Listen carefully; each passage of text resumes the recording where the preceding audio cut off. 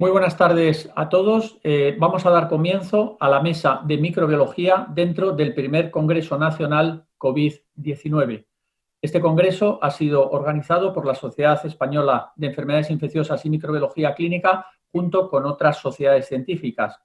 En esta mesa me corresponde a mí la función de moderador. Soy Rafael Cantón, soy jefe de servicio de microbiología en el Hospital Universitario Ramón y Cajal, y junto conmigo estará el doctor David Navarro, que es jefe de servicio del Hospital Clínico de Valencia. Tenemos con nosotros a tres ponentes para hacer diferentes presentaciones. La primera de ellas será realizada por la doctora Concepción Jimeno Cardona, que es jefe de servicio del Hospital General Universitario de Valencia. La doctora Concepción Jimeno Cardona es muy conocida en el ámbito de la microbiología, no solamente por haber sido presidenta de nuestra sociedad, sino también por ser la persona responsable en el momento actual del control de calidad de la SEIN.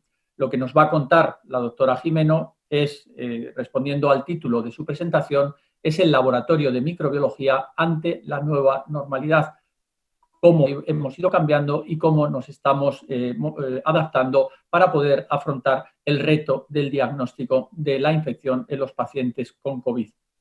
Por otra parte, el segundo ponente será el doctor Juan Carlos Galán Montemayor, es jefe de sección de virología en el Servicio de Microbiología del Hospital Universitario Ramón y Cajal, y el doctor Juan Carlos Galán Montemayor nos va a hablar de una parte de lo que supone el diagnóstico de COVID-19, que es el diagnóstico molecular, hablando de los éxitos, las limitaciones y también de los retos que nos enfrentamos en un futuro. Y por último, tendremos al doctor Pumarola Suñé. El doctor Tomás Pumarola es jefe de servicio de microbiología del Hospital Vall d'Hebron en Barcelona y nos va a hablar también de lo que sería el otro pilar del diagnóstico microbiológico, que sería las técnicas serológicas, respondiendo al título de su presentación, usos y limitaciones de las técnicas serológicas en el manejo de la COVID-19. Las presentaciones se harán una detrás de otra, de tal forma que al final trataremos de responder a las preguntas que puedan realizar a través del chat que nos ha habilitado en la organización del Congreso, y entre todos trataremos de hacer un coloquio y responder a esas preguntas. Y por lo tanto, sin mayor retraso en lo que serían las presentaciones, damos la palabra a cada uno de los ponentes, que lo harán uno detrás de otro, y al final responderemos a sus preguntas. Muchas gracias por su atención. Gracias a los moderadores que han contado conmigo en esta mesa de respuesta de la microbiología clínica ante la COVID para dar la charla titulada El laboratorio de microbiología ante la nueva normalidad. Realmente esta nueva normalidad fue un término que se acuñó en este plan de transición hasta lo nuevo que queríamos que fuese normal. Y esta nueva normalidad era la época en la que se suponía que iban a terminar las restricciones sociales y económicas, pero se mantenía la vigilancia epidemiológica, la capacidad reforzada del sistema sanitario y la autoprotección de la ciudadanía. Pues empezó este plan hasta llegar a esta nueva normalidad a partir del 21 de junio, nueva normalidad que han acuñado todos los gobiernos europeos y de otras nacionalidades. Realmente esperábamos que no pasara nada, que hasta octubre más o menos con la gripe no pasara nada más, pero sin embargo ha venido esta segunda oleada mucho antes de lo esperado y en algunas comunidades incluso casos 3 veces por encima de los detectados durante la época de marzo, en la primera época de la pandemia. Estamos haciendo millones de pruebas de PCR, pensamos que la vuelta al colegio y la vuelta a trabajo y la temporada de gripe va a ser peor, es decir, que van a aumentar los casos. Tenemos planes, distintos planes que se han ido haciendo, planes en cada comunidad, un plan general en el que se intenta unar pues más o menos las actuaciones, pero como dice un compañero, ¿se puede decir que la desescalada hacia la nueva normalidad hemos fracasado, autonomías y gobierno central, o aún no? Pues la verdad es que no lo está poniendo difícil el coronavirus. Y para empezar a entender qué hace la microbiología actualmente en la nueva normalidad, lo que debemos saber es hacer una breve historia del diagnóstico en España.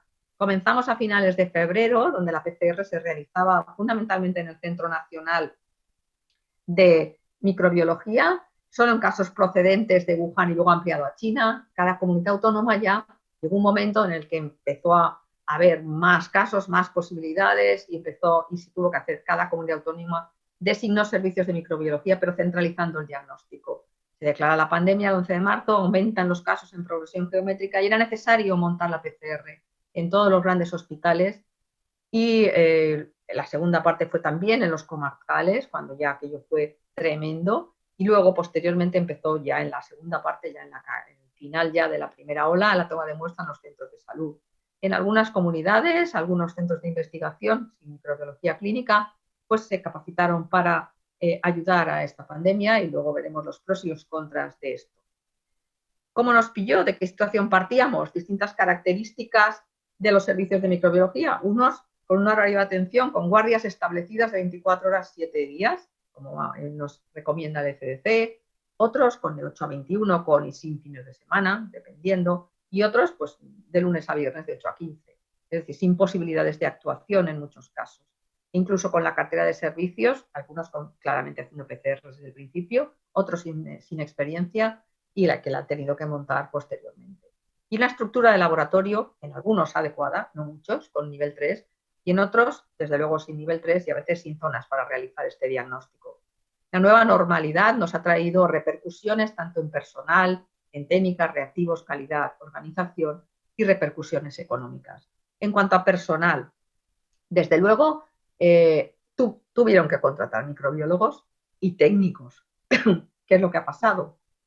Pues que en muchos casos, cuando se espabilaron, poniéndolo entre comillas, fue tarde. Nuestra especialidad tenía bastante paro, pero empezaron los microbiólogos a ser contratados en los distintos hospitales y al final muchos comarcales que han intentado la contratación posterior, pues ya no había microbiólogos disponibles. Y además, contratos precarios de algunos meses, desde luego nada estructural, no plazas estructurales, solo algunos guardias en los laboratorios de referencia, pues muchos comarcales que sí que querían contratar se han quedado sin ellos, e incluso algunos hospitales de referencia. Esto nos tiene que hacer pensar que no solamente es contratar y contratar, sino que habrá que ver cuál es nuestro futuro como personal funcionario de los sistemas de salud. Y cuanto al horario de apertura, bueno, pues 24/7 horas pocos los tenía. En algunos casos se amplió a ese 24/7 horas, lo cual podemos decir que podría ser bueno o una buena consecuencia. Y en otros, pues se están haciendo combinaciones inimaginables con horarios mañana, tarde, yendo los fines de semana, etcétera, etcétera. La verdad es que todo el mundo poniendo de su parte. Antes, cuando comentábamos microbiología de guardia, nos decían para qué, pero sin embargo parece ser que hemos pasado de no necesitar microbiología de guardia a ponga un microbiólogo en su vida, que parece ser que es lo que estamos ahora. En cuanto a las técnicas, pues empezamos con la PCR manual y en muchos casos pues casera, y poco a poco empezaron a llegar pues casas comerciales, reactivos comerciales, técnicas de PCR ya mucho más elaboradas. Lo de la serología fue al principio una catástrofe, con aquellas compras en las que realmente solamente había un 30% de sensibilidad y que hubo que devolver, etcétera, etcétera. Pero en todos los casos de las técnicas lo que hemos tenido al final ha sido un boom de casas comerciales. Yo de algunas de verdad no recuerdo ni qué es lo que tienen, ni cuánto duran, ni qué reactivos. En algunos casos nacionales y otras no. Las nacionales que habría que ayudar porque es los que nos pueden sacar cuando cierren fronteras en algunos países. Pero bueno, realmente ahí lo que tenemos es muchas técnicas, muchas casas comerciales, pero todo con lo que podríamos llamar diferentes características dianas y faltas de acuerdo sobre cómo informar. Esto que nos ha llevado, pues que los genes que vamos utilizando, el gen E, el gen N, ¿cuántos más? 2, sí, unos informamos cuando la N aparece en los últimos en CTs altos, otros no. Verdaderamente llega un momento en el que hay que ponerse de acuerdo y parar. Manuales versus automatizadas, llegaron las automatizadas cuando habíamos tenido muchas manuales, o por cada comunidad o incluso por el ministerio, rápidas que fueron las que nos dieron a todos, menos mal, y luego han empezado a fallar, versus lentas. Con los reactivos, pues problemas de stock. Hemos llegado al pide mucho que algo te darán, puesto que ahora sabemos que hay un reparto de reactivos y nos toca tanto a cada uno y esto es lo que hay. Incluso falta de tubos, de puntas, y las entregas a destiempo, que eso es otra de las cosas que deberíamos revisar. Y que lo que estamos haciendo ahora es intentar pues, sobrevivir en un mundo lleno de problemas para conseguir reactivos. Es pues casi una microbiología de guerra. Yo creo que de las pocas veces que hemos empezado a comprar y poner en marcha sin validar y verificar. Hemos comprado, los hemos puesto en marcha y al día siguiente estábamos diagnosticando y dando los resultados porque no tenemos otra posibilidad, no teníamos otros reactivos y por tanto cada uno ha hecho un poco lo que ha podido. Realmente hasta mezclas de reactivos, una extracción y amplificación sin ver si realmente aquello estaba verificado o no. La verdad es que ha sido, yo creo que un aprendizaje de lo que no hay que hacer a partir de ahora. El tiempo de respuesta, pues lo mismo, queríamos resultados rápidos porque nos decían, lo ingresamos en sala COVID, no COVID. Y eso, bueno, pues será muy importante tenerlo cuanto antes mejor. Pero ahora lo que tenemos ya es contactos en los que realmente hay gran cantidad de necesidad nos piden diagnósticos, pero claro, el problema es que no podemos mantener los tiempos que empezamos a dar con el número de muestras actual y hay que hacer, pues bueno, pues dos posibilidades. Una, la rápida, que sería la que es necesario, y la otra, la que, bueno, que son contactos que ya daremos el resultado cuando podamos. En cuanto a la estructura de los laboratorios, pues en la gran parte, en la mayoría de los sitios, ha sido en el mismo sitio, pero apretándose. Nivel 3 los que podían, otros no, otros EPIs completas, otros con menos. Realmente, pues en algunos se ha llegado a no tener demasiadas cosas. Algunos sí es verdad que han tenido suerte y han conseguido arreglos y ampliaciones. Y todo esto, pues bueno, sería bueno como una de las consecuencias buenas. Coste económico, pues ya vemos, solo hay que multiplicar lo que vale cada prueba y veremos la generación de deuda pública y en estos momentos coste imputado a microbiología. Ya veremos cómo podemos hacer frente a toda esta cantidad de gastos. Y en cuanto a qué pasa con otros diagnósticos, pues bueno, estamos haciendo, el laboratorio está anulado para otros diagnósticos. Las guardias casi únicamente validan SARS coronavirus, el equipo, el personal y los espacios, casi se puede decir que están utilizados para SARS coronavirus. Me gustó este Twitter que decía a las 4 de la mañana, entre PCR y PCR, algún baldi también cae. Pues casi eso refleja lo que está pasando en los laboratorios. Y eso conlleva pues, el aumento de las nosocomiales, no solo porque no lo diagnostiquemos, sino porque realmente el hospital está un poco sobrepasado. ¿Han aumentado? Sí. ¿Se están controlando? Mucho menos.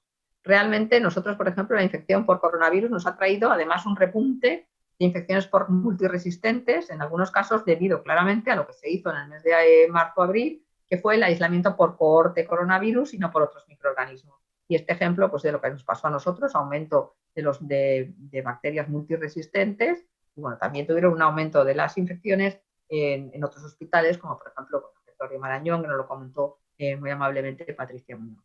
Al comparar, hemos visto que esto ha aumentado en cultivos más positivos, más positivos en muestras respiratorias, y en nuestro caso, pues ponerlo ahí, hemos tenido también más Candida auris, que es uno de los problemas que aún seguimos teniendo en nuestro hospital. Se focalizó para el diagnóstico y tratamiento del coronavirus y no se pensó en evitar la diseminación por otros microorganismos multiresistentes, algo que pues tenemos que aprender. ¿Qué va a pasar a partir de ahora? Pues tenemos que convivir con un coronavirus, digamos, que con más contagiosidad o más posibilidad de transmisión, pero un poco menos letal, con la gripe y con otros virus respiratorios a la vez, con los niños en los colegios y con la vuelta a la actividad. Hay una recomendación de la vacunación de gripe para que tengamos menos problemas, pero bueno, vienen tiempos difíciles, aumentarán los cuadros de las vías respiratorias, tendremos que tener protocolos para las diferenciales, pasaremos a las PCRs multiplex. En realidad, la presión sobre los microbiólogos es altísima, llamadas constantes, crispación, etcétera. Y realmente, pues eso es lo que tenemos ahora, junto con una diversidad de métodos, falta de protocolos, diversos tipos de muestra. Hemos utilizado medios de transporte y distintos hisopos sin orden ni concierto, como ahí, según teníamos, es decir, teníamos uno, lo utilizábamos, diferentes técnicas con protocolos distintos, grandes posibilidades de error y en algunos casos pacientes con multitud de muestras que nos iban pidiendo y repitiendo, hasta que hemos tenido que parar y decir, bueno, ya está bien, sigue siendo positivo y espérate a la serología, como dice el Ministerio. Y además, ¿qué hemos tenido más? Pues bueno, pues lo vamos diciendo, test. Y realmente, bueno, pues ese test, hay que ser consciente de que tras las cifras que damos en las ruedas de prensa, que lo que dice, hay mucha gente y mucho esfuerzo para realizarlos. Así pues, en algunos casos y en determinados momentos los laboratorios están desbordados. Hay que tener muy claro pacientes versus contactos y ya el colmo son los cribados masivos en los que empiezan a traer 10.000 PCRs, no sé por qué, tal barrio, etcétera, etcétera, y que realmente, pues bueno, la eficacia que tiene posterior, pues no, yo no la tengo desde luego muy clara para la cantidad de trabajo que nos están dando. ¿Qué pasa pues? La presión de las pruebas de coronavirus, todos las quieren, no pueden fallar. y por tanto el papel de la microbiología lo tenemos que ver más claro. Esta situación de falta de reactivos y de exceso de realización de PCRs, ¿podrán revertirla las técnicas rápidas? Bueno, pues parece ser que las técnicas antigénicas, lo que hablan del instant coffee, es decir, con capsulita y ahí adelante a ver qué nos aparece, y más baratas, pues algo podrían revertir. Cambiar un poco los protocolos, como ahora comentaremos, y desde luego cribados, ayudar a los cribados, pero bajo supervisión por los microbiólogos clínicos. Así pues, hay que alardear menos y cuidar más lo que se ha construido, como dice este compañero. En esta actuación sobre los protocolos, bueno, pues actualmente se está haciendo realización de PCR a contactos estrechos, algo que llama la atención, independientemente del tiempo transcurrido desde el último contacto con el caso. Eso hace que realmente podamos saber quién es falsos negativos y, por tanto, la PCR negativa tiene que continuar la cuarentena hasta el día 14. Pero si pusiéramos un tiempo desde que se ha tenido el contacto hasta que haces la PCR, disminuiríamos el número de falsos negativos. Pero realmente con este protocolo es lo que hay. Ciertamente con este protocolo aún podemos aguantar, pero con este bloqueo de reactivos que hay. Pero bueno, es un protocolo que genera una gran cantidad de muestras para ir realizando. Pero con lo que no se puede es con los cribados masivos o poblacionales, porque realmente al final no hay reactivos para todos.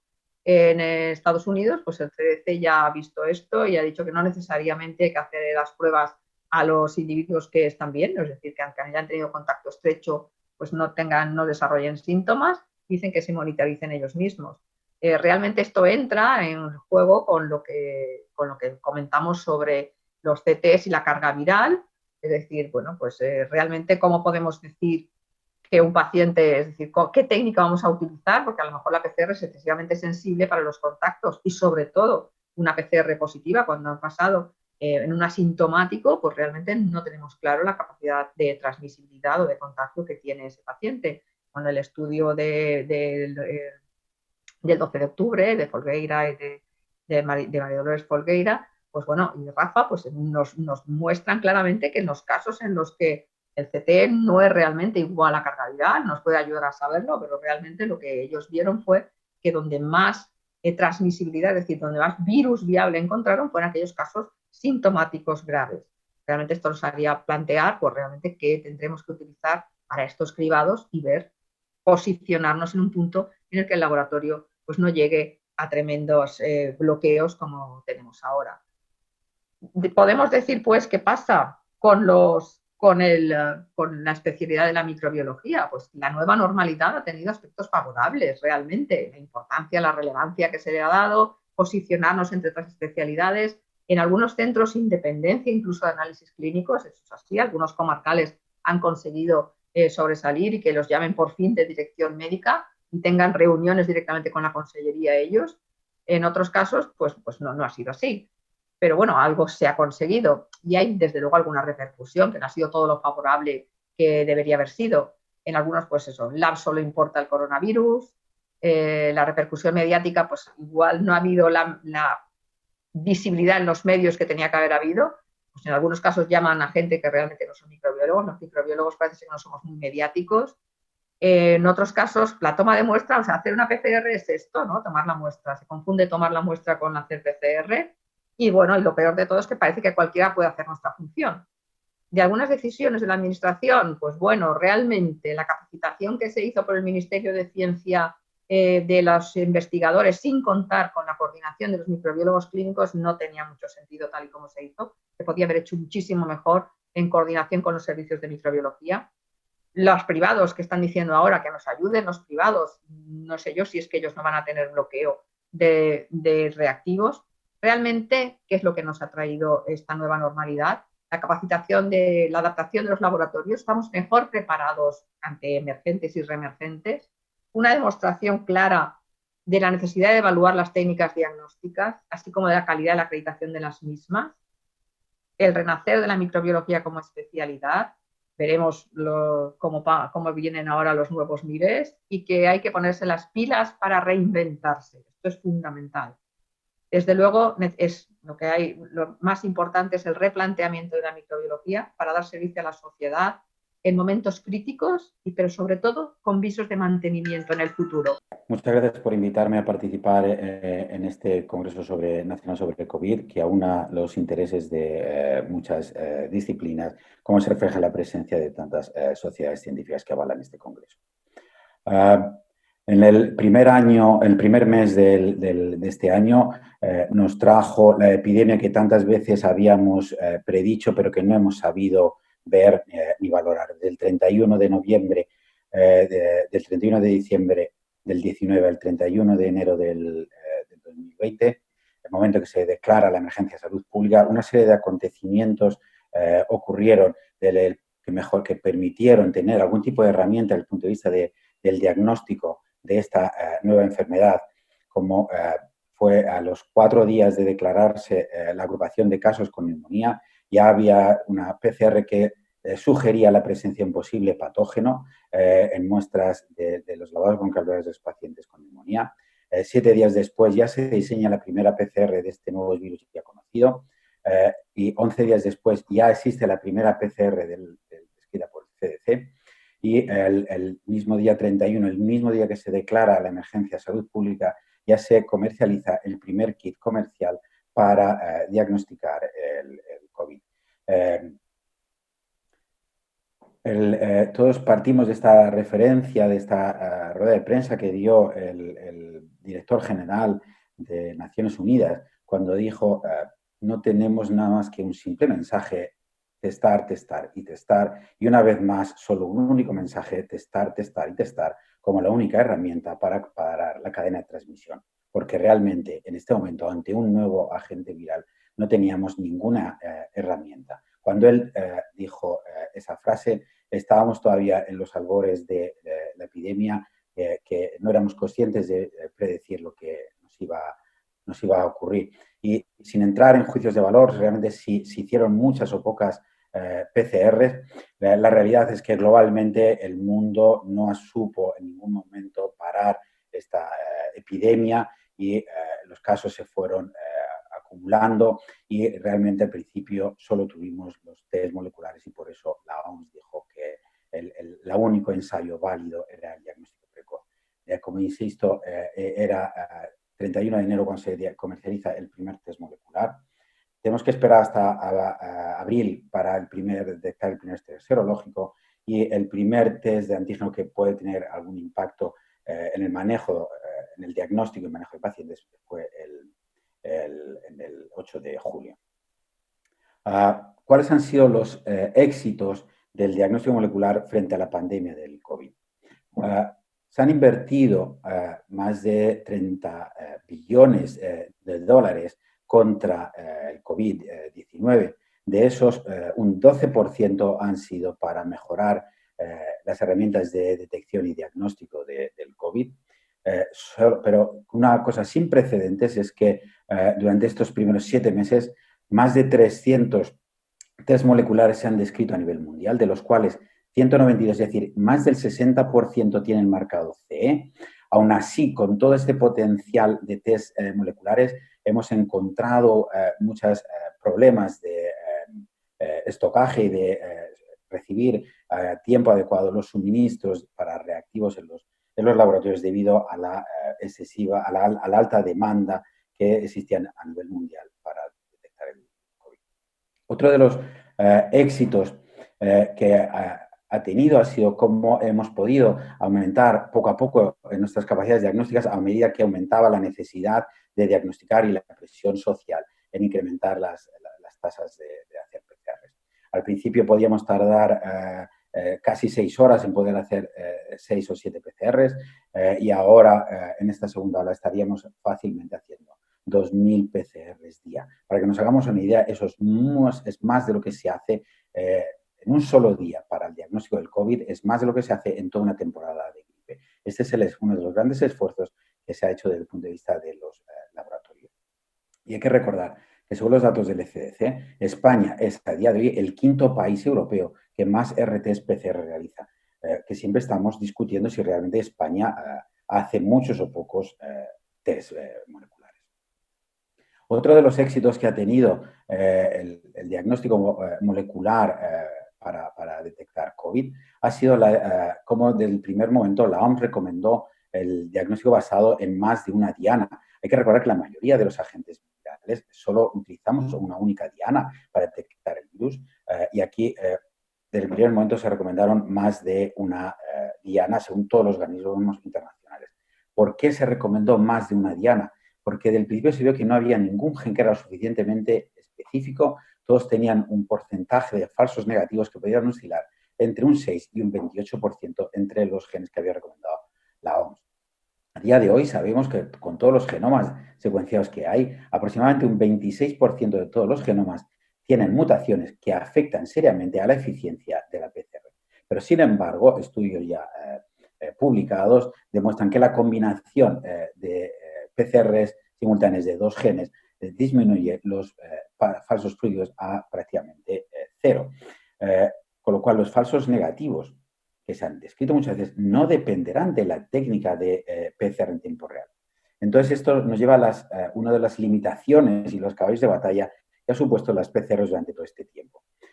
Es ver, si decimos que no hay falsos negativos en PCR, sin embargo, podemos encontrar más de 100 artículos científicos que describen falsos negativos de las PCR. Los falsos negativos, que pueden oscilar entre un 5 y un 54%, siendo la mayoría de ellos en torno a un 10%, que es el valor que podríamos tomar realmente como valor de referencia, las razones, más allá de las técnicas, me parece que son más dudosas, podría estar la sensibilidad del ensayo depende del tiempo transcurrido entre la exposición y la toma de la muestra, que la sensibilidad del ensayo depende de la calidad de la muestra y que la sensibilidad del ensayo varía de acuerdo al tipo de muestra y de severidad de la enfermedad. Es decir, que sabemos ya que un paciente con un exudado nasofaringeo positivo puede llegar a tener un exudado nasofaringeo negativo y, sin embargo, detectarse PCR positiva en el lavado broncoalveolar. Con esto, Abbasi ya nos dijo que lo que hay que tener claro cuál es el test correcto y utilizar el test correcto en el momento correcto me permitiría introducir en la toma correcta. Entre las razones de esos falsos negativos que tanto nos han generado esos problemas, la primera opción, la sensibilidad que depende del tiempo transcurrido. Sabemos que el periodo de incubación de la COVID-19 es aproximadamente entre 5 y 6 días. Y ya también sabemos que entre 1 y 2 días antes el individuo puede ser transmisor del virus. Y en ese momento las PCRs pueden ser positivas, pero no antes. Si hacemos PCRs entre el periodo 0 y periodo 4 y el día más 4 de la exposición, tenemos unas altas probabilidades de que tengamos PCRs negativas y 2 días después pueden ser PCRs positivas. Eso no es un fallo de la PCR, es no haber hecho el test en el momento adecuado. Y otro ejemplo que traigo aquí de nuestro laboratorio como la sensibilidad del ensayo. Depende de la calidad de la muestra. La línea negra indica la celularidad de la toma de la muestra realizada y se ve cómo hay un grupo de muestras que indican mala calidad de la muestra y cómo se observa que en esas muestras que están mal tomadas la probabilidad de obtener resultados negativos en individuos que ya sabemos que son positivos disminuye drásticamente, porque entre un extremo y otro de la gráfica hay una pérdida de sensibilidad de 10 elevado a la 7, es decir, más de 100 millones de veces de pérdida de sensibilidad en la detección del virus. Otro de los temas que nos ha traído de cabeza durante esta primera ola es si una PCR positiva siempre indica infectividad. Los primeros trabajos de Wolfeld nos indicaba que a partir del 8º día no se podía cultivar el virus. Asociamos a cultivo de virus, a presencia de virus vivo, por tanto, infectividad. Y él decía que a partir del 8º día ya no se podía cultivar el virus. En este mismo trabajo decían que solo aquellos individuos con cargas virales por encima de 10 elevado a la 6 en individuos con cargas virales por encima de 10 elevado a la 6 se puede recuperar virus vivo. Ya nos puso un poco de referencia, pero más recientemente, en este mes, en el Eurosurveillance, un grupo inglés, ha podido relacionarlo con los valores de CTs, que es lo que más estamos utilizando en el diagnóstico habitualmente. Ellos demuestran que por debajo, CTs por debajo de un 25%, de un CT por debajo de 25, existe un 85% de probabilidades de recuperar virus, es decir, que el individuo tiene virus vivo. Entre 25 y 30 de CT hay un 65% pero que también incluso por CTs por encima de 30 hay hasta un 22% de casos en los que se puede recuperar el virus. Es verdad que este valor hay que tomarlo en correlación con el valor de celularidad que hemos descrito en el apartado anterior. Por tanto, el ensayo más adecuado, en mi opinión, debería ser si relacionamos el delta CT, es decir, relacionar el valor del CT del target viral respecto al CT del gen de la celularidad humana, que nos sirve de calidad de la toma de muestra. ¿Cuáles son los retos que tenemos por delante? Pues el primero es el gran temor que tenemos en que existe una concordancia temporal de la pandemia con las gripes estacionales de virus respiratorios.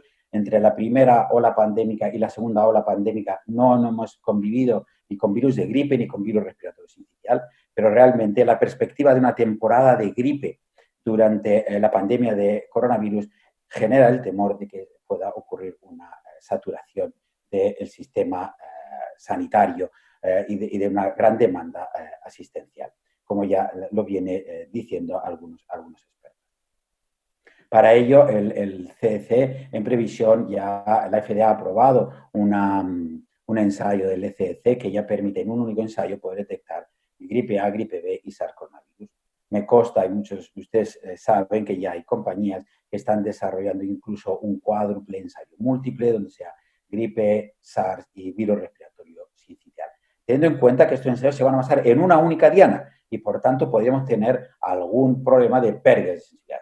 Sin embargo, una noticia alentadora publicada en Science este verano es que, curiosamente, en el hemisferio sur no se ha detectado muy poca gripe y se sospecha que uno de los argumentos ha podido ser que la reducida transmisión ha podido estar relacionada con las medidas impuestas para reducir la transmisión del COVID. Esperemos que esto sea una buena noticia para todos y avala que nosotros tenemos que contribuir todos a reducir, a implementar a mantener estas medidas de mascarillas y estas cosas. Otra de las acciones es los planes de contingencia en los laboratorios. Hemos hablado de las reducciones que hay, los problemas de escasez que hemos tenido, la escasez de torundes y medios de transporte, y tenemos que buscar soluciones. Aquí se compara el medio habitual, el medio nasofaríngeo, con la muestra de saliva y vemos que el porcentaje fue mayor en muestra de saliva que en muestra de nasofaringe en los 10 primeros días. Es un muy buen marcador, pero también una cosa interesante es que la saliva genera menos falsos negativos que el exudado nasofaríngeo, como recientemente se ha descrito en el New England. También nos hemos encontrado durante a la escasez de sistemas de extracción de material genético. El grupo de Alcoa Florida, siguiendo los protocolos del ECDC, ha utilizado solamente calentar la muestra sin tener que hacer extracción de material genético. Solo con esta técnica se pierde mucha calidad. Hay una pérdida de más de 7 CT, es decir, más de 100 veces hay una pérdida de sensibilidad. Pero recientemente se ha descrito que la técnica de saliva, solamente mezclándola con proteínas AK y combinándola con calor, la pérdida solo es de menos de 10 veces y, por tanto, la saliva se va a ir imponiendo como una alternativa a otros tipos de muestras para el diagnóstico del COVID. Y por último, me gustaría hablar del aclaramiento. Es uno de los grandes retos que tenemos en el laboratorio, cómo podemos utilizar las técnicas de PCR como biomarcador de pronóstico de la enfermedad. Los primeros trabajos nos decían que no existía una correlación entre carga viral y evolución de la enfermedad. Esos trabajos estaban basados exclusivamente en determinar el CT. Ya hemos comentado aquí que el valor del CT como tal no es un valor referente, sino se refiere a otro valor de CT. Pero recientemente sí que se ha descrito que sí se correlaciona la velocidad de aclaramiento con el pronóstico cuando se estima el CT, es decir, el valor del CT viral en referencia al valor del CT humano. Y en nuestro laboratorio hemos medido la velocidad de aclaramiento a lo largo de una semana en individuos que tienen una evolución moderada con individuos que requieren ingreso en UVI. El paciente que requiere ingreso en UVI en esta gráfica es el paciente en rojo, veis que no se produce aclaramiento o el aclaramiento va a ser muy lento o no se produce, mientras que los pacientes que evolucionan bien se ve rápidamente una disminución de la presencia de virus y, por tanto, yo creo que en los próximos deberíamos ir pensando en estas estrategias para poder predecir en pocos días si el individuo va a tener un buen pronóstico, va a poder aclarar rápidamente el virus o no. Solamente unas palabras de conclusión. Hay que seguir mirando al futuro. Tenemos herramientas diagnósticas, tenemos tratamientos tenemos tratamientos y la vacuna estará cerca, pero no tenemos que volver a ser portada de prensa internacional donde nos pongan como el ejemplo de unos grandes esfuerzos hechos por un país que quedan malogrados. Siempre la última palabra en reconocimiento a las personas que perdieron la vida durante el tratamiento, durante la epidemia, la primera del COVID. Muchas gracias. Buenas tardes. Bien, a mí me ha tocado hablarles de los usos y limitaciones de las técnicas serológicas en el manejo de la COVID-19. Para empezar, solo dos palabras para decirles que los anticuerpos que vamos a detectar son de dos tipos, fundamentalmente, frente a dos proteínas diferentes. Una es la nucleoproteína, que son estas proteínas que recubren el ácido nucleico del virus, el RNA del virus, y luego frente a la espícula, que tiene dos subunidades, una más interna S2 y una más externa S1, que precisamente es a través de la cual el virus se une al receptor de superficie de la célula diana. Por lo tanto, en principio podríamos asumir que los anticuerpos frente a S1 serían anticuerpos protectores. Bien, lo primero que deberíamos hablar es de la cinética de anticuerpos que se produce a lo largo de la infección por el SARS-CoV-2.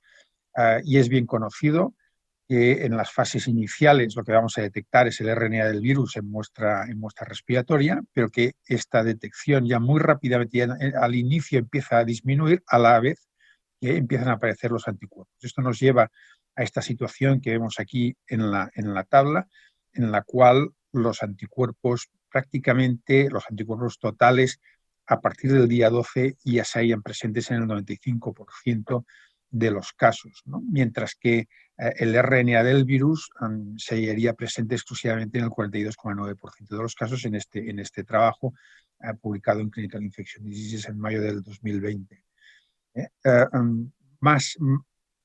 Más tardíamente en el tiempo, alrededor del día 15 y 16, si detectáramos Gs y Ms por separado, ya las detectaríamos prácticamente en la totalidad de pacientes.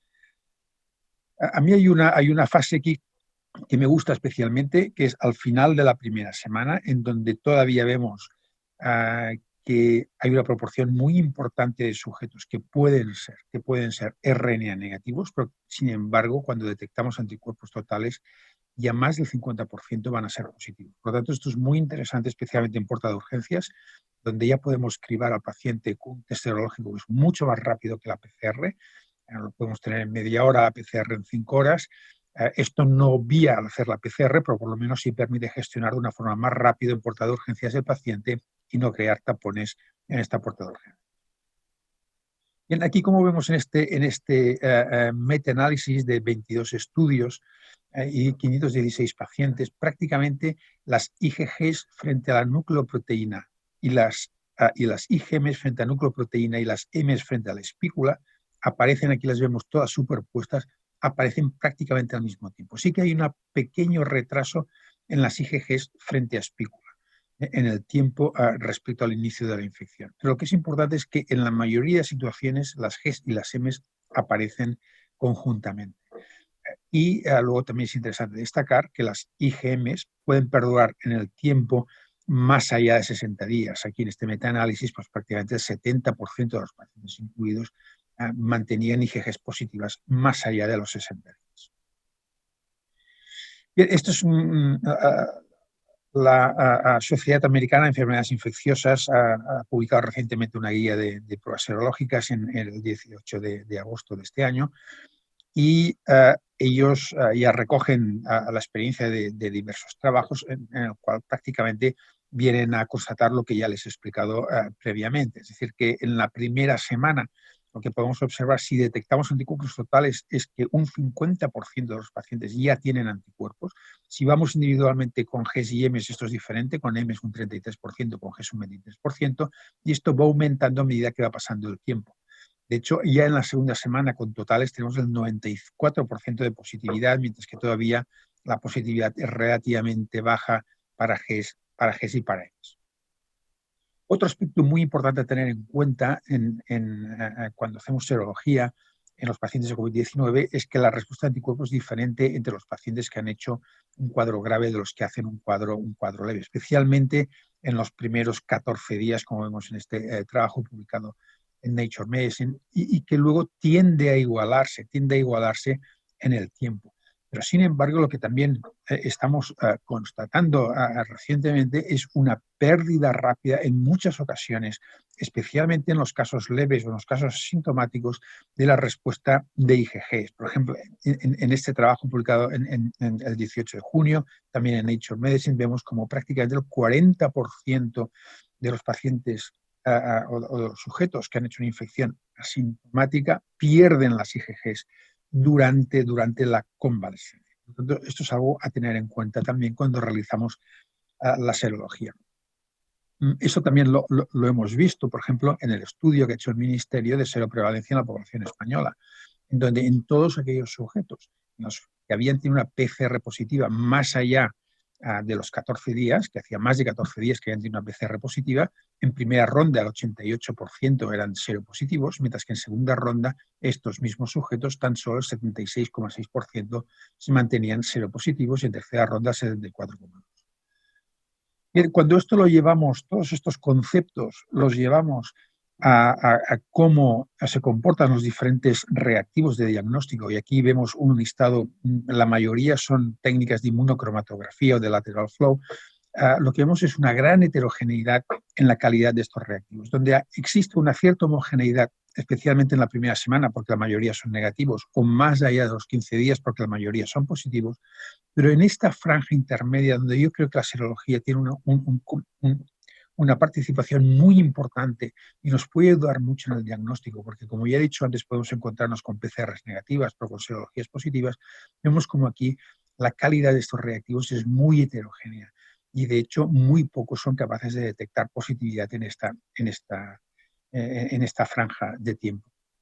Cuando esto lo llevamos a reactivos que utilizamos en el laboratorio más habitualmente, de tipo de ELISA o de CLIA, vemos que esto es exactamente lo mismo, a pesar de que a partir del día 10 hay mucha más homogeneidad, pero, sin embargo, entre el día 1 y el día 10 hay mucha heterogeneidad en la calidad de estos reactivos a la hora de tener sensibilidad suficiente para detectar respuesta serológica cuando ya hay otros reactivos que son capaces de detectarlo.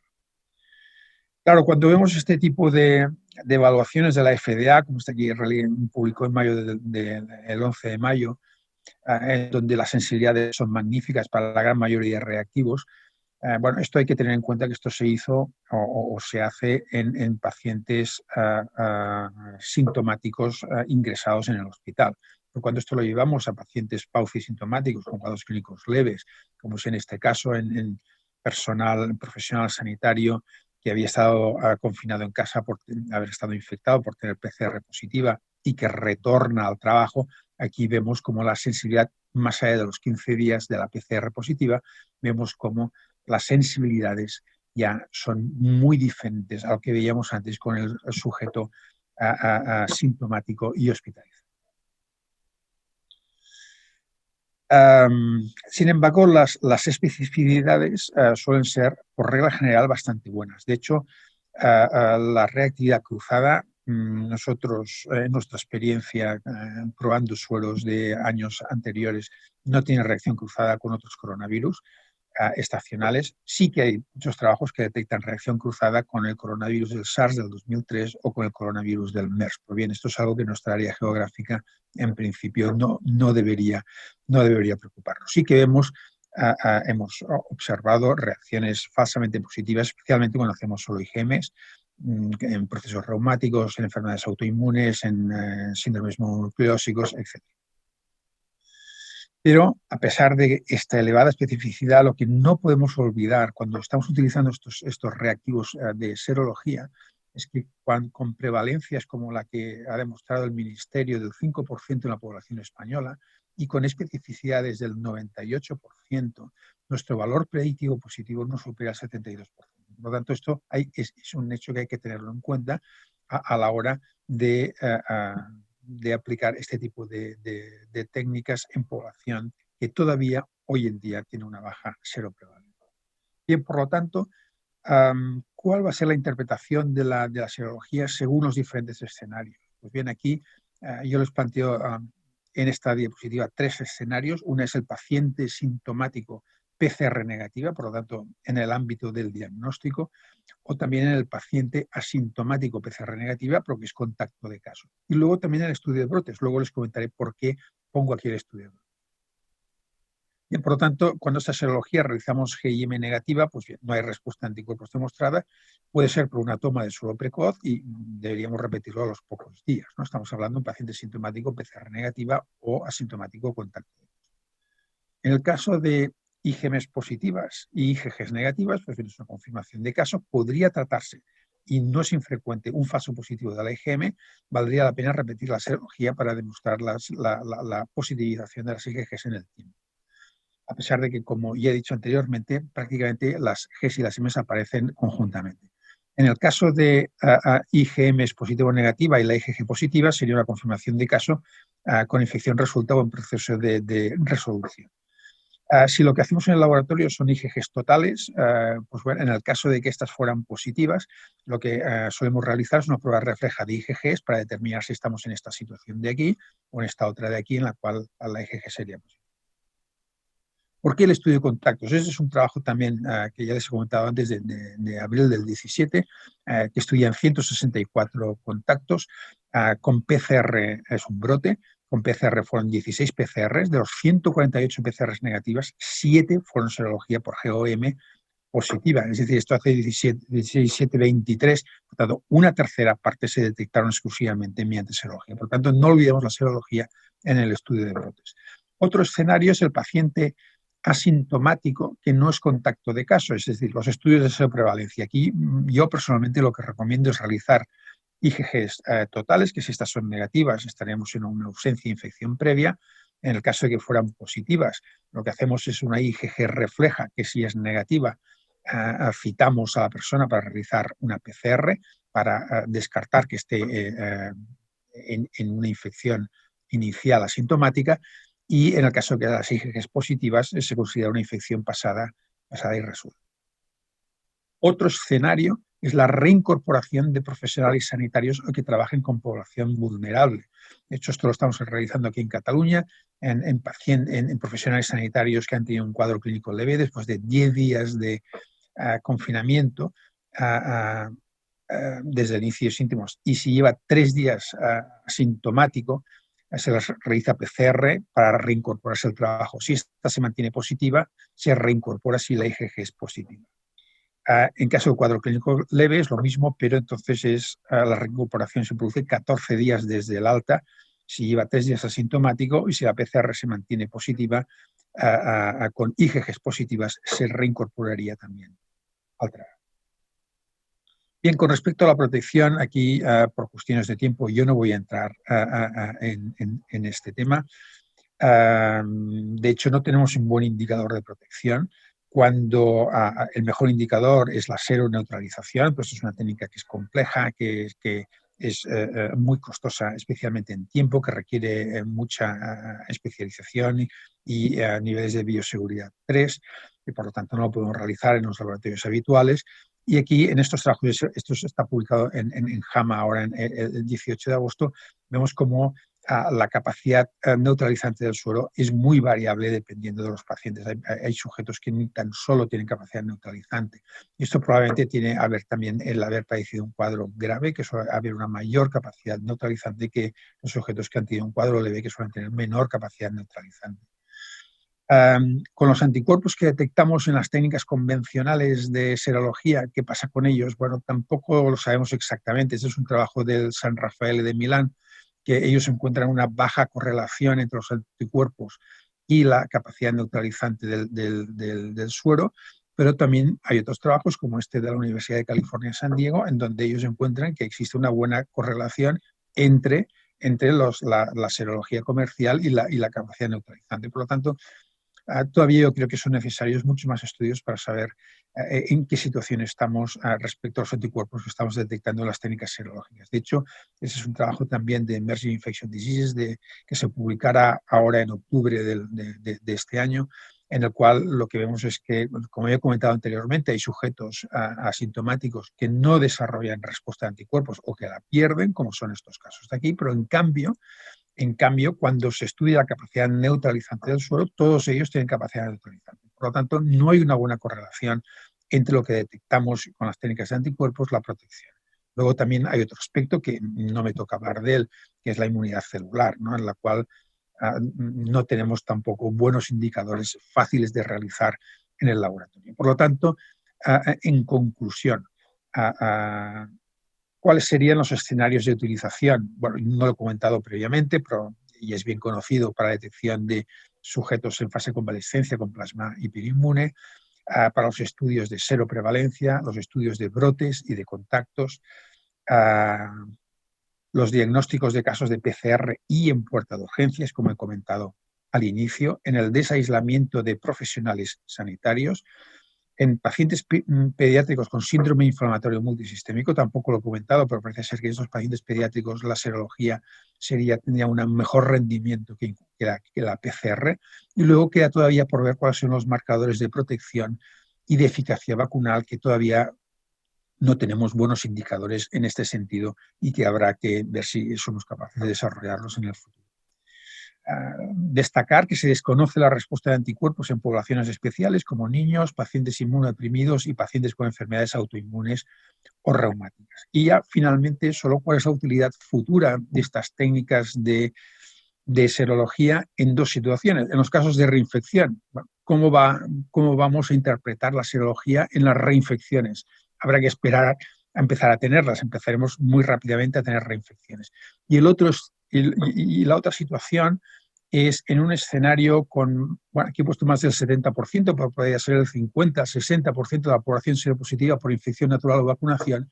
¿Qué utilidad real va a tener la serología? ¿No? Y esto habrá que verlo en el futuro. Yo personalmente creo que poca, pero bueno, ya iremos viendo cómo evoluciona todos estos aspectos. Por tanto, nada más, muchas gracias por vuestra atención.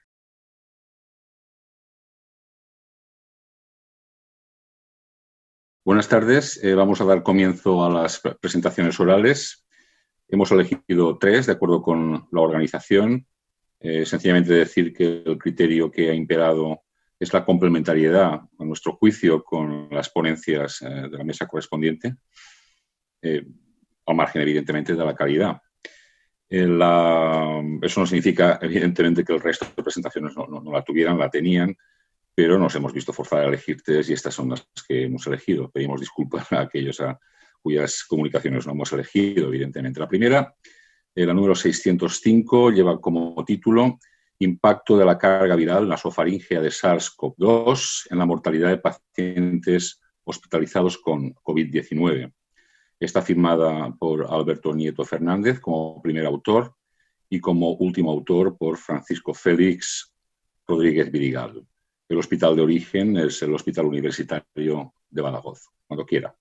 Hola, buenas. Soy Alberto, residente de tercer año del Hospital Universitario de Badajoz y vengo a presentaros un estudio que hemos realizado desde el hospital conjuntamente con la unidad de patologías infecciosas y que hemos querido titular como Impacto de la carga viral nasofaríngea de SARS-CoV-2 en la mortalidad de los pacientes hospitalizados en nuestra área de salud por COVID-19. El objetivo inicial del estudio fue determinar si la carga viral en las muestras nasofaríngeas obtenidas al ingreso de los pacientes en el hospital tenía algún tipo de impacto clínico en la evolución de los pacientes. Para ello hemos realizado un estudio de cohorte retrospectivo donde recogimos los datos de los 106 primeros pacientes que hospitalizaron en nuestra área de salud por COVID-19 en el periodo desde el 15 de marzo hasta finales de abril. Recogimos datos de las características basales y los datos de evolución clínica del paciente, obteniendo una muestra con una media de edad de 71 años, una distribución bastante homogénea en cuanto al género, y los datos de evolución encontramos que los síntomas más comunes fueron tos, disnea, fiebre, y bueno, también encontramos que en la gran mayoría de los pacientes se presentaban alteraciones radiológicas y alteraciones en los perfiles de laboratorio que venían asociadas a un perfil inflamatorio de los pacientes. Por otro lado, también pudimos ver que aproximadamente un 20% de estos pacientes fallecieron, siendo así que 23 de los 106 pacientes fallecieron. Por otro lado, también recogimos datos de los ciclos de crecimiento de las curvas de PCR desde el laboratorio de microbiología, tanto para el GNN y el GNORF, y utilizamos estos datos para distribuir a los pacientes en diferentes grupos de carga viral, siendo mediante un estudio de terciles, siendo que los pacientes que tenían ciclos inferiores a 22 los distribuimos en el grupo de alta carga viral, los que tenían ciclos entre 22 y 29, como los pacientes de media carga viral, y aquellos que presentaban ciclos mayores de 29 o que presentaban PCR negativas para el GNORF y positivas únicamente para el GNN, ya que este GNN es menos específico para el SARS-CoV-2, lo distribuimos en el grupo de baja carga viral. Los resultados obtenidos fueron que no encontramos ningún tipo de diferencia significativa entre los diferentes grupos de distribución por ciclos, para ninguna de las características basales ni para las características de evolución clínica, incluyendo todas las que podemos observar en la tabla que aquí os presento, y muchas otras como la ventilación mecánica, la fiebre, las alteraciones radiológicas y otras. Y sí que encontramos diferencias significativas en cuanto a la mortalidad, siendo así que encontramos que había un mayor porcentaje de muerte en los pacientes con ciclos inferiores a 22, en aquel grupo de que hablábamos de alta carga viral, con aproximadamente un 35% de mortalidad. Y finalmente lo que procedimos es a realizar un análisis de multivariable, donde pudimos observar que para poder descartar que pudiera haber algún factor de confusión que afectara a los ciclos a la hora de determinar la asociación con la mortalidad, y pudimos ver que continuaba habiendo una asociación con la mortalidad de los pacientes con ciclos inferiores a 22 de alta carga viral, con una ratio de 5,7. Por tanto, las conclusiones serían que la carga viral elevada con ciclos inferiores a 22 se puede considerar como un factor independiente asociado a la mortalidad hospitalaria y que, por tanto, puede ser un valor de laboratorio con un alto interés a la hora de manejar la clínica del paciente. Muchas gracias. La segunda presentación es la número 641, cuyo título es Detección serológica temprana en paciente COVID, posible relación con evolución clínica. Los autores son María Dolores Huéscar Pascual, la primera autora, y la última autora es María Dolores Navarro Martínez. Esta comunicación viene del Hospital General Universitario Morales Meseguer de Murcia. Buenas tardes. Nosotros vamos a presentar un trabajo sobre la detección serológica temprana en paciente COVID y su posible relación con la evolución clínica. Sabemos que la producción de anticuerpos, incluida la IgG, en los pacientes de COVID-19 se ha descrito como muy temprana. Y esto es algo que es muy útil para el diagnóstico de esta enfermedad mediante serología, especialmente en los casos donde la PCR es negativa. El propósito de este estudio es plantearnos si existe relación entre la producción o no de anticuerpos antes de las 3 semanas de aparición de los síntomas con la posterior evolución de la enfermedad. Para ello, analizamos por duplicado el suero de 74 pacientes con PCR positiva, de los que teníamos, que fueron obtenidos antes de estas 3 semanas. El análisis lo hicimos mediante inmunocromatografía y pudimos detectar tanto anticuerpos IgG como IgM. Posteriormente se evaluó la resolución clínica de estos pacientes, clasificándolos según si tuvieron necesidad o no de ingreso, si tuvieron estancia en UCI o fueron éxitos. Los resultados que obtuvimos fueron los siguientes. Vimos que en el caso de estos 74 pacientes, en el caso de aquellos donde no fuimos capaces de detectar anticuerpos ni IgG ni IgM antes de estas 3 semanas, el 42% de ellos evolucionó a necesitar UCI o fue éxitus. Cuando en estas 3 semanas detectamos IgM únicamente sin IgG, vimos que el 31% de ellos necesitaron UCI o fueron éxitus. Cuando ya detectamos IgG, en este caso acompañada con IgM, IgG e IgM, es decir, anticuerpos totales, el 9,3% de estos pacientes precisaron UCI o fueron éxitus. Y cuando no detectamos IgM y solamente detectamos IgG, el 0% de estos pacientes precisaron UCI o fueron éxitos. Con lo que llegamos a concluir que el 37% de los pacientes sin IgG detectable antes de las 3 primeras semanas desde el inicio de los síntomas necesitaron UCI o fueron éxitos. Cuando consideramos aquellos pacientes que ni siquiera no tenían ni IgM, sino que no tenían ningún anticuerpo, este valor aumenta hasta el 42%. En cambio, cuando ya detectamos IgG, solamente el 7,6% de los pacientes con IgG positiva tuvieron esa misma evolución, por lo que pudimos concluir que la ausencia total de anticuerpos IgG e IgM e incluso la de anticuerpos IgG en las primeras semanas de la infección se podría considerar como un factor de mal pronóstico en la evolución de la enfermedad.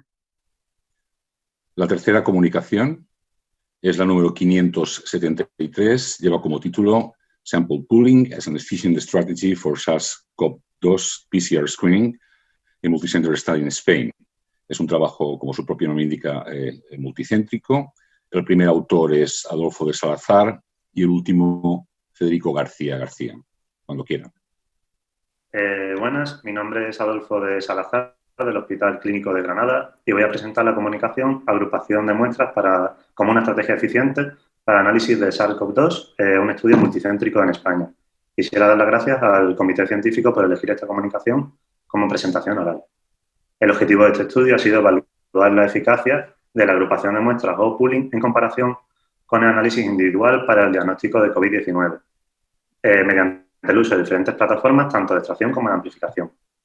Este estudio se llevó a cabo entre marzo y mayo de 2020, donde se analizaron 3.519 muestras de pacientes o profesionales sanitarios. Para el análisis de pooling se realizaron combinaciones manuales de 9 o 10 muestras y se analizaron utilizando la misma técnica que se había usado para análisis individual. Establecimos como discordancias mayores aquellas en las que el resultado del pool fue negativo y contenía alguna muestra con un resultado de CT menor de 35 para algunas de las dianas testadas. Y como discordancia menor, aquellas en las que el pool fue negativo y contenía alguna muestra con CT mayor de 35. En esta tabla podemos ver las diferentes plataformas, tanto de extracción como de amplificación, que se usaron en el estudio. Como resultado, de las 3.519 muestras, 241 fueron positivas, obteniendo una prevalencia del 6,85%. De los 353 pools generados, 99 fueron positivos, 253 negativos y uno resultó inválido.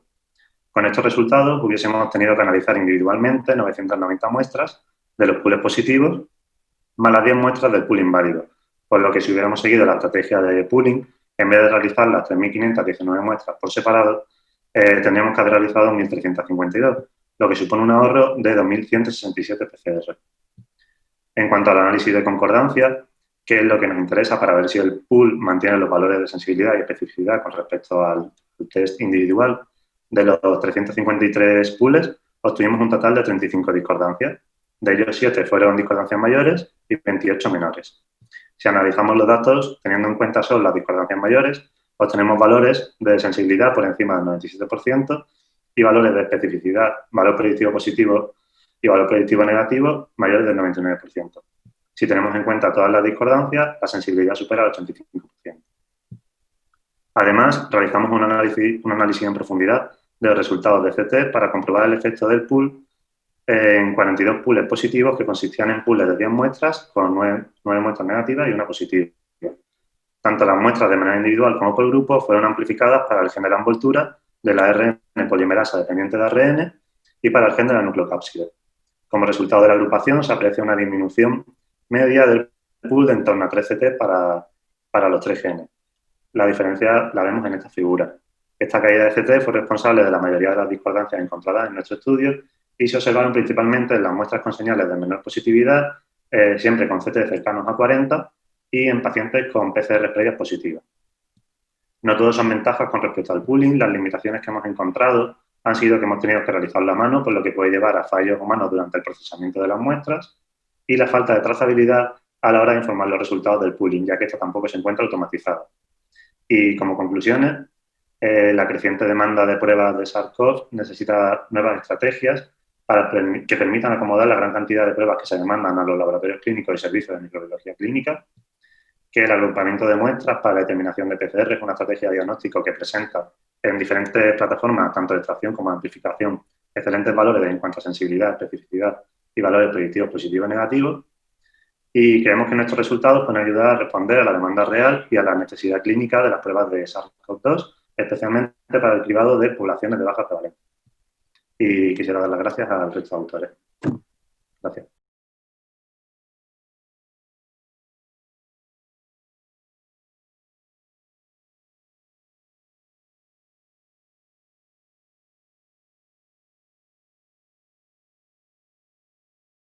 Lo que han sido las presentaciones de la mesa de microbiología. Tanto el doctor David Navarro como yo vamos a tratar de dirigir lo que es un coloquio. Tenemos aproximadamente 25 minutos y lo que sí vamos a pedir a los, o las respuestas, mejor dicho, sean lo más escueta posible para dar lugar a una discusión mucho más fluida y poder entrar más preguntas. Os recuerdo que las preguntas las podéis hacer por dos vías, a través del canal de Twitter y también a través del canal de WhatsApp. Hay un teléfono móvil que aparece en la parte inferior derecha de lo que es la presentación y podéis enviárnosla directamente. Yo, si os parece, voy a hacer ya alguna pregunta directamente.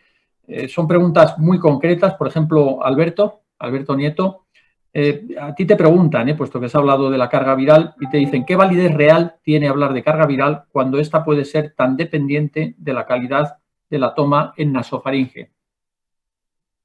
Sí, quizá en nuestro estudio la limitación que podamos encontrar a la hora de los resultados que aportamos es que no sabemos la calidad que tiene la muestra. No hemos realizado un estudio de la calidad de muestra y, por tanto, los resultados que aportamos encuentran esa limitación. Sí, es verdad que, bueno, dentro de lo que cabe, aunque no aportemos esa parte en el estudio, nos salen datos bastante relevantes de cara a que podría ser uno de utilidad el uso del CT para ver el valor clínico que tiene. Juan Carlos, ¿quieres añadir algún comentario? Que has trabajado en este tema también. Bueno, yo creo que muchas veces el valor del CT es solo, estoy de acuerdo con el ponente, es solamente un valor orientativo y que probablemente para un clínico puede ser importante, pero si lo utilizamos como único valor de referencia, nuestras posibilidades de error o de reinterpretación errónea pueden ser mayores. Deberíamos de tener siempre un valor de referencia, si no podemos cometer ciertos sesgos. Yo me atrevo a preguntar, cualquiera, incluso a lo mejor tú, David, también a lo mejor puedes dar tu opinión. Se ha discutido mucho si informar estos CTs o no en los pacientes. Sé que hay servicios de microbiología o laboratorios que los informan, otros prefieren no informarlos por las diferentes interpretaciones que pueden tener. ¿Qué opináis? David, Concha, Tomás. Y bueno, en realidad estoy con Juan Carlos, con la calidad de la muestra es determinante a la hora de juzgar el impacto que puede tener la carga viral en el pronóstico de los pacientes, pero no solo eso, sino también el momento en que se determina la carga viral, porque el pico puede alcanzarse en distintos momentos, en distintos sujetos. Yo no sé, específicamente en la comunicación no recuerdo haber leído que los grupos estuvieran particularmente equilibrados en cuanto al momento en que se tomó el exudado nasofaringeo inicial, que quizá es un parámetro muy relevante, ¿no? Porque el pico, como digo, puede alcanzarse en distintos momentos después de la exposición y la aparición de síntomas. Lamentablemente habría que recalcar el hecho de que efectivamente muchas PCRs comerciales no tienen control de celularidad, la mayoría de hecho. Entonces no podemos tener una estimación de cuál es esta y eso es crítico efectivamente a la hora de valorarlo. Pero de informarlos o no, pues tiene que ver un poco con esto. Aparte, y con el hecho de que, pues digamos que los CTs a partir de los cuales se ha conseguido recuperar virus o no, pues varían sustancialmente en función de los estudios que uno considere.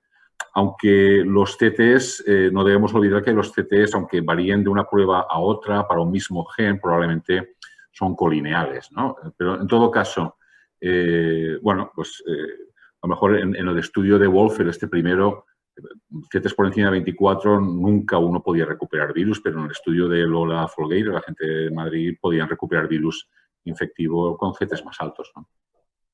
Nosotros no informamos los CTs. Yo creo que el CT es un valor que no está normalizado, como pueden otros parámetros.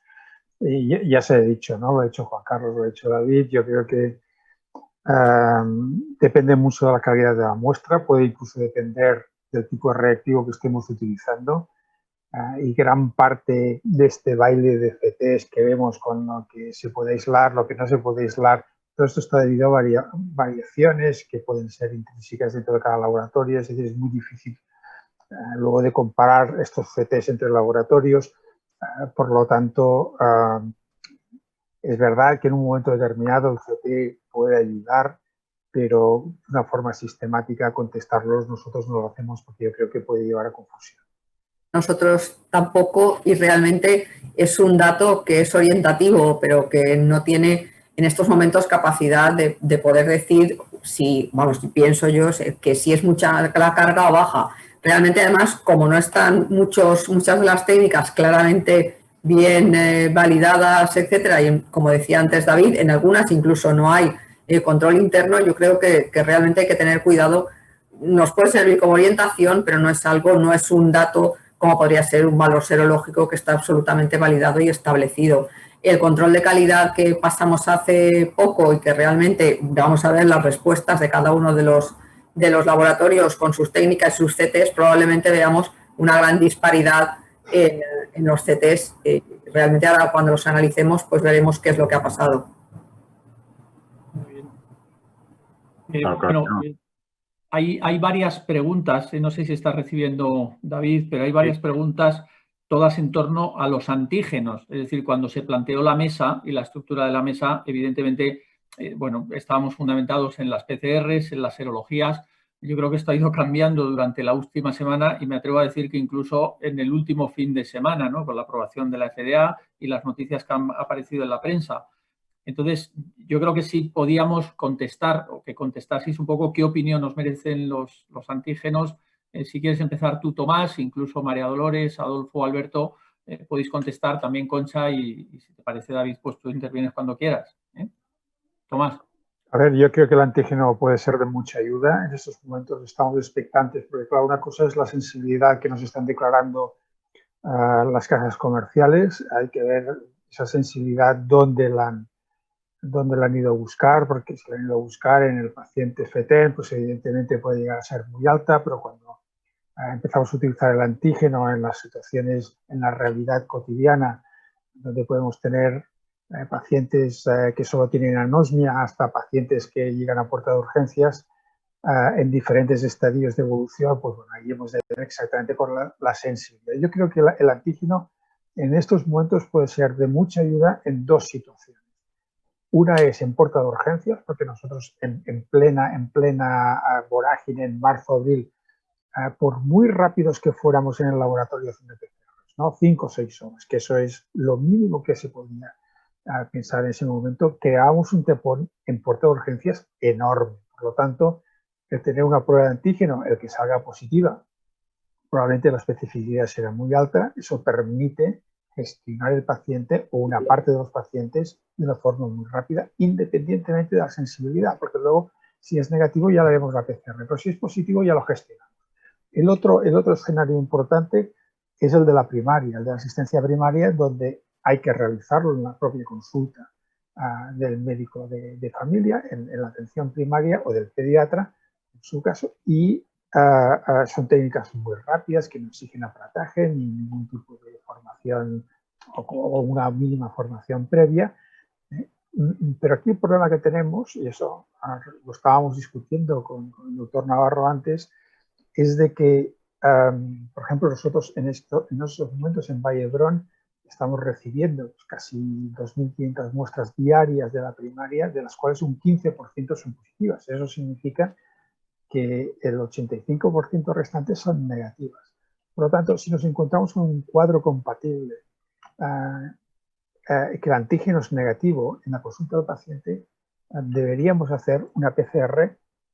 Por lo tanto, eso significa en el 85% de los casos, lo cual a nosotros no nos solucionaría la vida. Sí que en el 15% de los positivos se podrían gestionar muy rápidamente, a no ser que demostremos que esos negativos son verdaderos negativos. ¿Y cuál es el valor predictivo negativo de la prueba? Y yo creo que es donde va a estar la clave en gran medida del antígeno. ¿Alguno queréis añadir algún comentario? Sí, yo estoy de acuerdo completamente con Tomás. En la medida en que nos podamos quitar de encima los negativos, y cuando digo eso es no hacerles PCR, a los que sean antígeno negativo, ahí reside la clave del éxito del uso de esta prueba, ¿no? Si demostramos que los que son negativos, aunque sean PCR positivos, no se correlacionan con infectividad del paciente, porque el cultivo es negativo en ellos, aunque nos podamos equivocar ocasionalmente, estaremos en el buen camino. Yo creo que esa es la clave. Si no nos quitamos de encima los negativos, en realidad, como decía el profesor Tumarova, pues francamente el beneficio va a ser mínimo. La clave para poder utilizar el antígeno es una validación correcta en pacientes asintomáticos, si es que queremos introducirlo en primaria, y luego ya en cribados, por supuesto. Desde luego en colegios serviría, y en residencias, si nos pudiera servir, sería fantástico. Quizás ahí lo que estamos pidiendo es un diagnóstico, ¿no? Pero ¿nos serviría también como prueba de infectividad una vez que avanza la enfermedad y se supera? Esa es la cosa, claro. Eso tiene que ver con lo que acabamos de decir, ¿no? Y probamos que los que son antígenos negativos, aunque sean PCR positivos, no se corresponden con aislamientos positivos, aislamientos mediante cultivo convencional, entonces, pues efectivamente podría utilizarse en ese sentido, para descartar contagiosidad de las personas que testan negativas. Pero mientras eso no se acredite... Sí, aquí en Barcelona, la doctora Carmen Muñoz, de la Hospital de San Juan de Dios, ellos han hecho una prueba en pediatría en niños, y eso que sí están observando es que el antígeno se negativiza muy rápidamente en relación a la PCR, ¿no? Lo cual, bueno, puede incluso ser una ventaja muy importante, ¿no? Porque estamos viendo estas positivizaciones de la PCR a muy largo plazo, y esto pues nos crea a veces una cierta incertidumbre, ¿no? Pero es verdad lo que dice el doctor Navarro. Claro, hay que demostrar que realmente estos casos que negativicen el antígeno, mantienen la PCR, no son infecciones, no son transmisores. Hay una pregunta que me llega a mí en relación con las reinfecciones, que es otro asunto que tiene máximo interés. Damos por supuesto que va a haberlas, pero habrá que acreditarlas convenientemente. Me preguntan desde Centroamérica, realmente me preguntan cuál sería, está dirigida a Tomás específicamente, pero podéis intervenir todos, ¿cuál sería el perfil que veríamos en alguien reinfectado? Estamos hablando de cuál sería el perfil combinado, PCR y serología. Yo es que mi opinión personal de la reinfección es que la serología es una opinión, perdona porque están entrando a recoger la papelera. Entonces las gracias del directo, del despacho, perdón. Pero yo creo que la serología tiene absolutamente los días contados. Es decir, una vez... ¿Qué serología es relevante en un virus respiratorio? No hay ni un solo virus respiratorio con serología relevante, ni uno. Es imposible serológicamente determinar las reinfecciones. Yo creo que esto acabaremos igual con este virus, ¿no? En estos momentos la única forma de constatar una reinfección es tener una PCR positiva, ¿no? Y es el único marcador de una persona que evidentemente llevaba ya tiempo con PCRs negativas, que vuelve a tener clínica y vuelve a tener PCR positiva, o incluso sencillamente le detectamos una PCR positiva, aunque sea de una forma sintomática. Probablemente estamos en un caso de reinfección. Yo creo de todas formas que tenemos muy pocos casos de reinfección y habrá que esperar a acumular un poco más de experiencia. Yo me gustaría matizar que para confirmar que tenemos una reinfección, realmente necesitaríamos demostrar que el virus, la secuencia vírica en el momento de la primera PCR y en el segundo episodio verdaderamente corresponden a virus diferentes. Solo así podremos tener un mayor grado de evidencia y que realmente el individuo se ha infectado por dos cepas diferentes, ¿no? Sí, pero estoy de acuerdo con lo que dice el doctor Galán, absolutamente, ¿no? Pero esto llevado a la práctica está muy bien desde el punto de vista académico para poderlo publicar, pero llevado a la práctica yo creo que no lo vamos a poder hacer, porque evidentemente el hacer las secuenciaciones necesarias, etcétera, bueno, va a ser complicado. Pero está clarísimo que, por lo menos de entrada, las reinfecciones habrá que ir por ahí. Bueno, yo tengo otra pregunta que es un poco en el panorama de las vacunas. Dice concretamente, cuando se generaliza la administración de vacunas, ¿habrá que ajustar o modificar las técnicas actuales, genéticas o serológicas, para diferenciar vacunados de infectados? ¿Quién se atreve? Bueno, ¿para qué lo quiero saber? ¿Para qué lo quiero saber? Sí. Es decir, en definitiva, una persona que ha tenido una infección en marzo que la ha solucionado o está vacunado, a ver, vamos a llevarlo, por ejemplo, al escenario de la gripe. ¿A quién le interesa saber si yo tuve una gripe hace 3 meses o me he vacunado? Es lo mismo, ¿no? Es decir, al final, lo único que nos va a interesar es esta persona tiene una gripe, tiene un cuadro clínico de gripe o no, y el resto no. En cambio, con respecto a la serología, lo que sí puede tener mucho interés es los anticuerpos que yo tengo me están protegiendo, o los anticuerpos que ha inducido la vacunación son protectores. Esto en gripe hemos fracasado estrepitosamente porque no tenemos ese marcador, ¿no? Por lo tanto, bueno, veremos si somos capaces de desarrollarlo, porque además hay la inmunidad celular que juega un papel muy importante, ¿no? Luego yo estoy convencido que Juan Carlos lo que nos podría decir es que lo que va a ser muy importante en el seguimiento de la vacunación es cómo el virus cambia a raíz de darle una presión inmunológica tan tremenda como la que le vamos a dar. Hay un asunto, es académico lo que voy a decir, francamente, pero no olvidemos que no estamos utilizando virus atenuados aquí, que en todo el genoma del virus, estamos utilizando o bien vectores o bien RNA que codifican secuencias concretas o que incluyen secuencias concretas del virus. Por tanto, la detección de cualquiera que no sea estas demostraría que es una infección que nada tiene que ver con la vacuna, ¿no? Eso sería relativamente sencillo. Otra cosa estoy con Tomás y, bueno, no sé qué relevancia puede tener desde el punto de vista práctico eso. Luego hay una cosa también abundando en lo académico, ¿no? Cuidado con la demostración, cuidado con el hecho de que haya que demostrar que el virus es sustancialmente distinto del anterior, porque podemos, sobre todo en pacientes inmunodeprimidos, podemos tener infecciones persistentes. Esto no está descartado y con poca presión inmunológica probablemente podría variar el virus lo suficiente como para que no se pareciera mucho en relación con el founder, ¿no? ¿Qué opinas? No sé, esto es muy académico, pero... Sí, no es un virus que cambie fácilmente, ¿eh? Pero porque tiene mecanismos de corrección, pero bueno, sí, evidentemente, como tú muy bien dices, académicamente y especialmente en el sujeto inmunodeprimido, ¿no? Esa posibilidad es real. Aunque no tiene mayor importancia, bueno, sí, creemos. Sí. Hay otra cosa, no quería dejar pasar lo del pooling, ¿no? Que me parece que es una aproximación muy interesante que todavía nos puede ser útil, ¿no? En función de cómo vengan dadas. ¿Qué opináis sobre eso? Y sobre todo el pooling de salivas, que es otra de las cosas que nos puede venir. Yo es que a mí me gustaría oír la opinión de Concha y de Juan Carlos o del resto de gente, ¿no? Sobre la saliva a nivel del laboratorio, ¿eh? No, es decir, no hay ninguna duda de que la saliva es una buena muestra o puede ser una buena muestra. Desde luego es mucho más estable que el rinofaringeo y eso hay muchos trabajos que lo demuestran, pero también es verdad que todos los trabajos que han trabajado en saliva lo han hecho con 50 salivas. Es decir, que a mí, si me dais 50 salivas para trabajarlas en 4 días, hago lo que queráis con la saliva. Si me dais 2.500 salivas a las 8 de la mañana, me gustaría saber cómo eso lo tenéis planteado.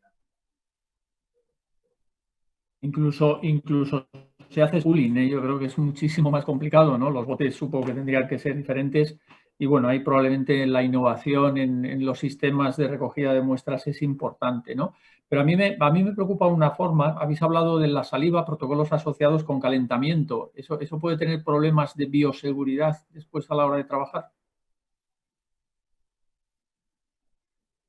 Pregunto, ¿eh?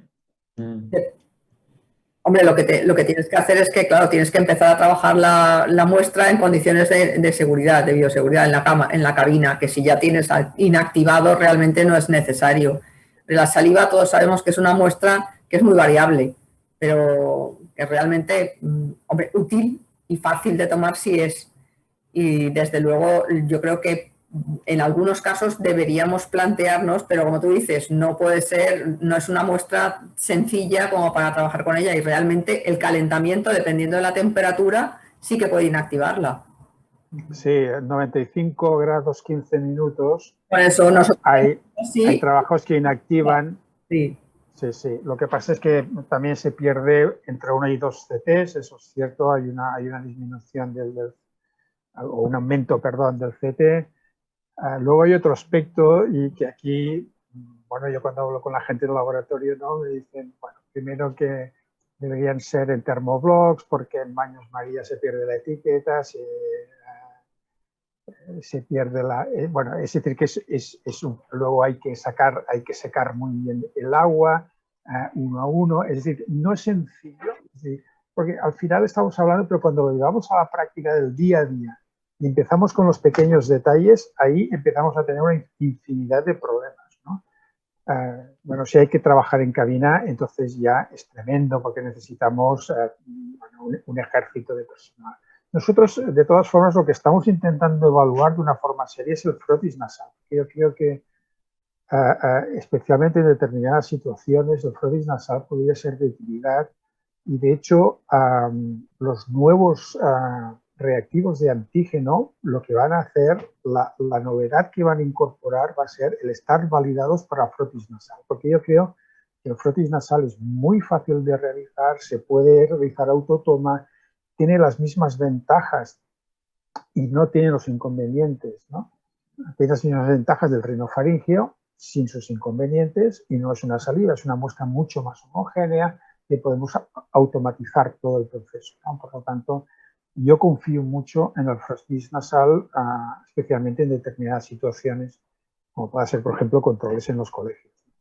Creo que quería hacer un comentario por alusión al tema de saliva. Es verdad que puede ser una dificultad en el manejo del laboratorio, pero tal y como estamos en el escenario, yo creo que debemos anteponer la posibilidad que nos puede brindar la saliva desde poder hacer autotomas, poder descentralizar las tomas y que se pueden hacer tomas en sitios con muy pocas herramientas y poderlo hacer. Podemos hacer pooling de salivas, como ya se ha descrito. Yo creo que la saliva, es verdad, por otro lado, que esos inconvenientes que tú comentas hará que sigamos utilizando el nasofaringeo como la mejor alternativa. Pero no debemos de olvidar dos cosas, que la saliva nos puede servir muy bien en cuanto tengamos problemas de que no tengamos torundas o que no existan torundas en el mercado, o para, si en un momento determinado planteamos cribados institucionales a grandes poblaciones, los colegios, en los sitios que requieran una gran capacidad de muestreo, probablemente agotaremos las existencias de torundas y la saliva es una opción. Insisto también, la posibilidad de saliva como autotoma. La saliva como autotoma probablemente sería una de las formas de tener los centros de salud absolutamente agotados con la toma de las muestras nasofaríngeas. Realmente con un calentamiento y proteínas acá se puede pasar luego a la parte de amplificación, ¿eh? Yo creo que es algo que deberíamos tener en mente precisamente colegios fundamental, porque va a venir ahora, a partir de esta segunda semana es cuando empezarán los colegios. Yo creo que un cribado con saliva deberíamos tenerlo como una alternativa en determinados lugares. Y pienso que no dejemos aparte que el valor que pueda llegar a tener la saliva, creo. No, estoy absolutamente de acuerdo con los dos, ¿eh? Y nosotros no hemos cerrado puertas a la saliva, pero repito, la preanalítica de la saliva es muy compleja. No es nada fácil y necesitamos mucho más personal y bioseguridad en el laboratorio para gestionar todo eso. Bueno, yo creo que estamos llegando al final, es decir, cuando lleguen las 3 probablemente cortarán lo que es la señal, con lo cual no podremos hacer más preguntas. Yo lo único que quiero agradecer es a todos los participantes, por supuesto a los que están al otro lado escuchando estas presentaciones, pues agradeceros el haber permanecido. Y no sé, David, si quieres añadir alguna cosa más. Mi reloj marca y 59. No, creo que estamos ahí. Gracias a todos por los ponentes, a los que nos han escuchado, por participar. Ha sido un verdadero placer, magníficas presentaciones por parte de todos. Nada más, creo que con esto podemos despedir la sesión y hasta la próxima. Gracias. Muchísimas gracias. Muchísimas gracias. Gracias a todos. Gracias.